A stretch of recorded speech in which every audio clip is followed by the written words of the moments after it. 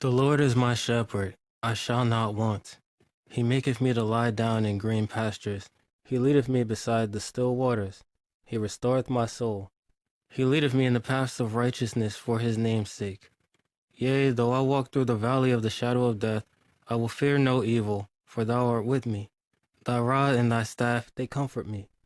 Thou preparest a table before me in the presence of mine enemies. Thou anointest my head with oil, my cup runneth over. Surely goodness and mercy shall follow me all the days of my life, and I will dwell in the house of the Lord forever. Amen.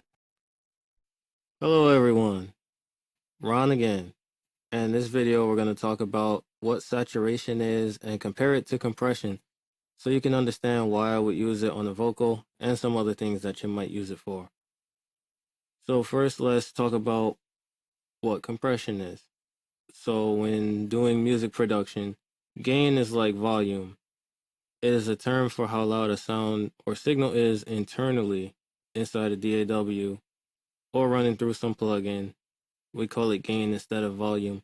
It's like volume, but it's not exactly the same. Volume is technically something else, so keep that in mind. So what is compression? Compression is when the output gain of a signal is reduced to a fraction of the original input when that input becomes louder than a set threshold, right? So compression turns things down. Saturation is subtle compression, distortion, or both together that tend to give a sound color, make it feel warmer, and positively change its harmonics.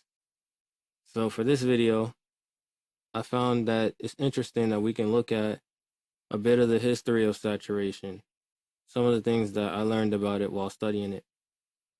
So the term saturation comes from the process of overloading the electrical components of different types of machines so the output would no longer be a linear response relative to the input.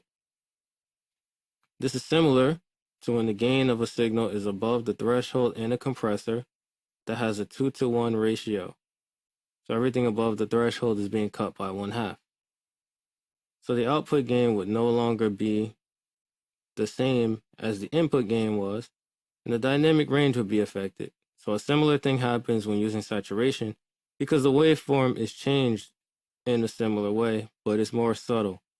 The different types of saturation are named after the different types of machines that were overloaded to saturate the signal in the past, in the days of analog. Because before the times of computers, people used to just use machines and they would have different ways that the audio would run through them. So if you've ever seen a cassette, the audio was held on tape, and that was a lot of the time how it was recorded and how effects were added to it. So it wasn't like now where everything is safe and you can go back. It was actually a lot more high risk. You had to cut the tape in the right place. You had to know how to process it because you may not have another chance. Or so it seems. I wasn't producing anything back then, but that's the way it appears to me. Examples of the machines that would be overloaded include tape machines, tube machines, analogs, and transistors. So we have different types of saturation because the machines would react in different ways and they would give different harmonics and they will have different linear responses, which seems very obvious, right? So the next thing to consider is maximization or limiting. Maximization is usually the final step in the commercial mastering of a song that's being prepared for distribution. The waveform of a signal like that usually is flat or is shaped like a square in appearance because the peaks of the audio are not allowed to go louder than a certain point. So you can avoid digital clipping. Digital clipping is when audio goes above 0 dB in the digital domain. So let's look at that.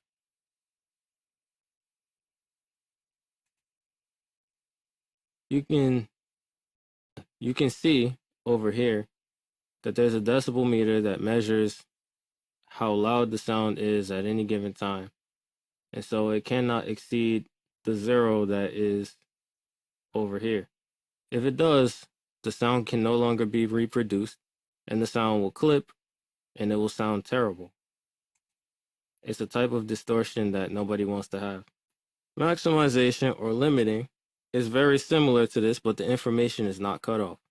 It's compressed with a really high ratio, so it reduces the dynamic range and then the whole sound is turned up. And that's where the loudness comes from. But all the information is still present. Digital clipping is unpleasant because information is missing. But saturation isn't. Saturation is like compression in that it affects the peaks of the audio signal and it reduces the dynamic range, but it will do so more gently and it adds harmonics in a pleasing way. Saturation, in a way, is the analog version of digital clipping. So it was sort of like that before digital clipping was a thing because everything was analog. But in the same way, they drove the machine to do more than it could actually reproduce. That's sort of what digital clipping is. And it's kind of ironic that digital clipping doesn't sound good because when you did the same thing with a machine, it apparently worked out.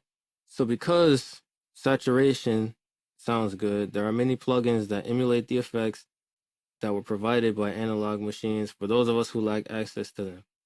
So let's look at what I just said about changing the waveform of something. So you'll see right here, I have an instance of Citrus and it's playing a C major arpeggio and then a C major chord. And this is for the purpose of me demonstrating how the waveform changes, but I don't have any sound playing because it would sound terrible. I have an audio example of the difference in distortion of a synthesizer, possibly in a different video, but for now, just pay attention right here. So here you can see on this parametric EQ that is showing a single frequency, that's C, E, G, and then E, C, and G. And you can see that there's very little harmonics. Now this is Fruity Blood Overdrive. And to understand what overdrive is, I will explain the next part. So saturation is a subtle form of distortion. And distortion is looked at as being more aggressive than saturation because saturation is intended to be more subtle. So one of the most common uses of distortion is to distort guitars when you hear rock music. So think of heavy metal, things like Metallica, things like that, they use distortion. Overdrive is not as aggressive as distortion, but is more potent than the subtlety of saturation. But all of them are distortion. So let's look at how the waveform changes. Harmonics, as we discussed in a previous video, are what you see that compose the upper layers of a sound. And ordinarily, I would use my voice as an example of that. But right now, if I just increase this Fruity Blood Overdrive that's acting upon this synthesizer, you can see, as I turn it up, more harmonics are generated.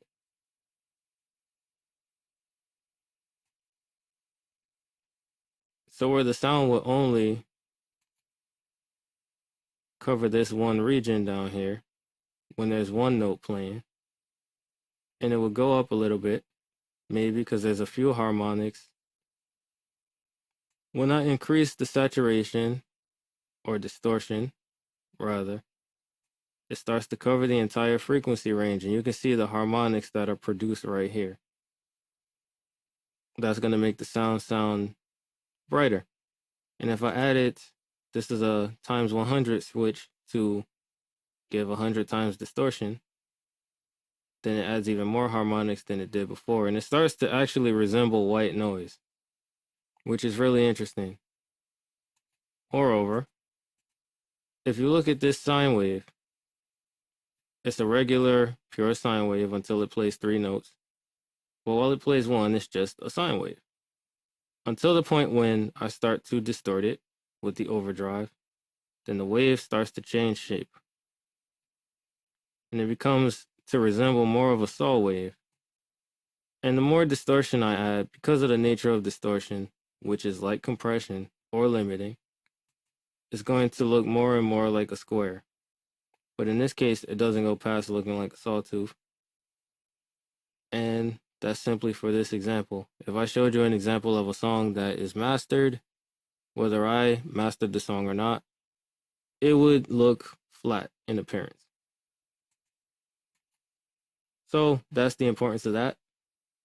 And if you had any trouble understanding that, don't feel bad. It's a lot to wrap your mind around. It's a little bit complicated, and it could be worse, right? Just remember, in one episode of SpongeBob, Squidward spent $25 on a pie. The pie was a bomb, and it literally blew up in his face. And it was hilarious. So on top of the pie blowing up in his face, I also laughed at him, which could not have made for a good day, if he knew. So why would you use saturation? To apply the right type of saturation or distortion, as upper harmonics as I displayed, and that will make a song or a signal sound brighter. When it's applied to a mix, it's often referred to as excitement. Excitement is another name for it, and we still don't have enough names for it. So call it something else, and then we can be even more confused. That's sort of how music production is. There's a lot of names for the same thing for whatever reason. Like everybody has to call it their own thing. It's kind of funny. But saturation can help a sound stand out in the mix without having to compress it, and it's far easier to understand and to apply than compression is. As you can see, all I really did here was turn a knob, and boom, saturation. Now, there's other things I can do here. There's a post filter, which is a high pass filter. Just in case you want the sound to be more bright for whatever reason, color is going to shift it towards either brightness or darkening, depending on how you want it to be again. And this is for the purpose of what you call gain staging. There are times when there's not enough of the signal and the plugin is unable to affect it. So you could increase the gain that's going in so you could get the sound to sound the way you want it to sound in the event that the sound you have is too quiet. Here you have the post gain, because if you look at this meter, this sound starts somewhere around negative 30 decibels. And when I saturate it all the way, it roughly doubles, especially when it gets to this point. And when I do the times 100, it's even higher. So now it's at that point where it's playing 3 notes and it gets all the way to negative 8. So it's a far cry from where it was. So you need post gain because distortion increases the volume of a thing because it reduces the dynamic range.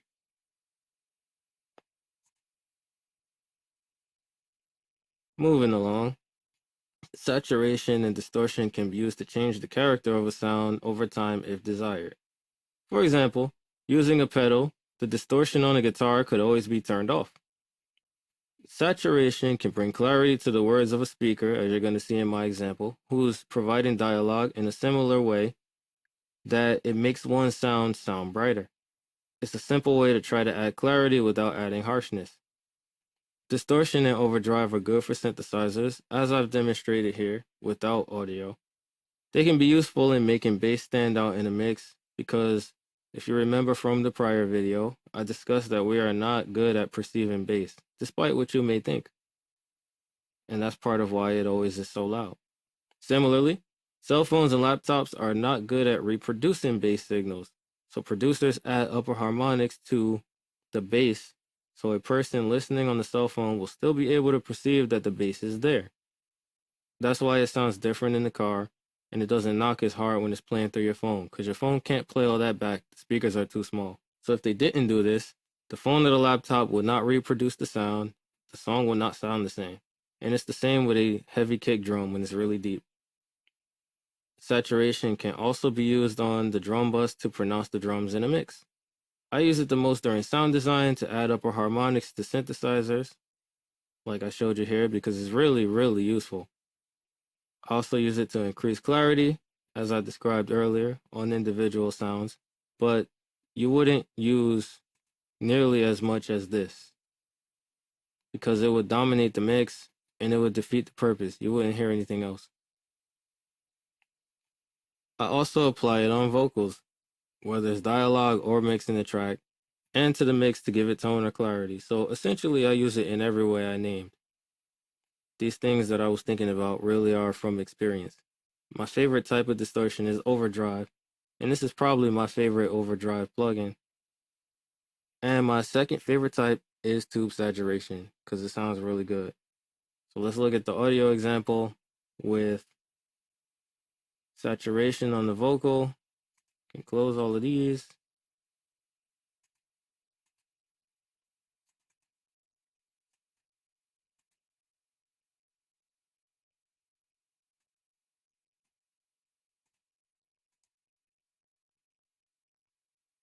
So I'm going to do something different in this video once again.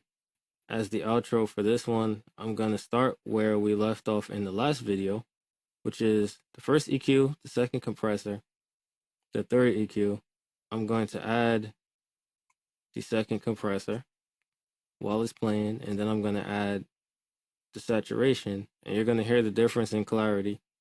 And the difference may be subtle, and if you're new to music production, you may not hear the difference yet, but that's okay. Just understand that you can listen on a different device, say like maybe headphones or studio monitors if you have them, and over time you will get more adept at hearing the subtle changes in the plugins that you're going to eventually use if you decide to do this yourself. Turn the DSR off. And so that's all I have for today. I'm just going to end with the audio example. And if you made it this far in the video, thank you for watching. Have an awesome day, as usual. The Lord is my shepherd, I shall not want. He maketh me to lie down in green pastures.